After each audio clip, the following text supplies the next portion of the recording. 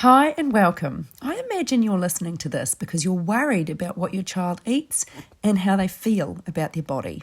Please know you're not alone. There are many parents in the world worried about their kids in this way, and you're in the right place. I'm Emma Wright, and I've helped hundreds of parents around the world get this sorted, and I want to do the same for you. When I say worried about them, I'm talking about that sinking feeling that no matter how hard you try to get them to eat a certain way or believe they look fine, it just seems to make things worse. You inevitably end up fighting, feeling anxious, and then doubling down on health or telling them they're gorgeous.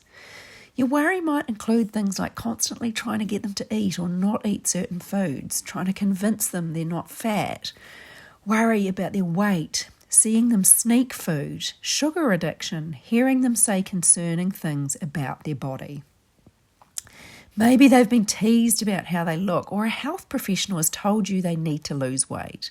Maybe you've had a difficult relationship with food in your body and you really don't want them going down that road themselves. So you try really hard to get them to eat right, but it ends in power struggles, or they say awful things about themselves, or they just keep getting bigger, ignoring your advice. Here's what I want you to understand from this first video. Making them eat right and getting them to see how gorgeous they are does not lead to body confidence in kids. What they eat and how they feel about their body is not about your ability to discipline them or set rules. Trying to make them eat right using rules, rewards, and discipline is only going to keep you trapped in anxiety, frustration, and power struggles. The problem is most of the information we hear about kids and health makes it sound like it's our job to make them eat a certain way. We're advised to limit sugar, teach them what is good and bad, healthy and unhealthy, not to let them have dessert unless they've eaten their veggies. But how does this really play out for us and our kids? Instead of our kids loving veggies and saying no after one cookie, they sneak food, fight us, get defiant, refuse to eat twice as much as we'd like them to, or say concerning things like, "I hate my fat legs."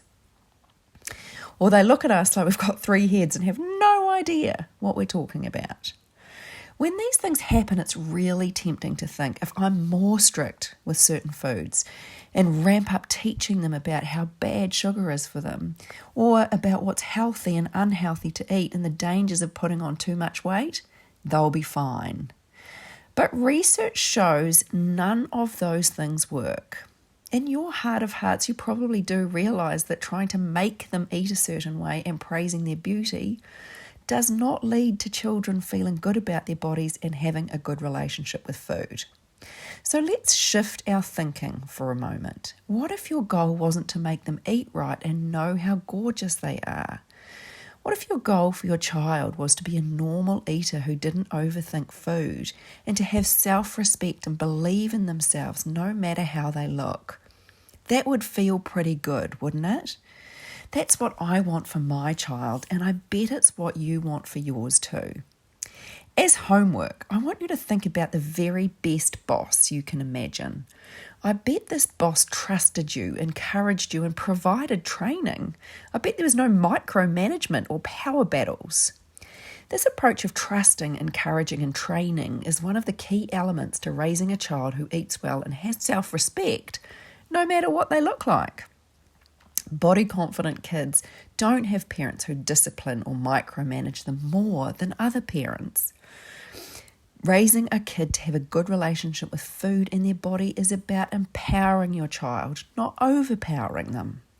It's a shift from how do I make my child eat healthy and know they're gorgeous to how do I help them have a good relationship with food and their body. And it's this approach we're going to focus on for the rest of this training series. Next up, we're going to talk about why kids sneak food, hide food, and eat more than they need. Look out for video 2 in your inbox soon, and I will see you there.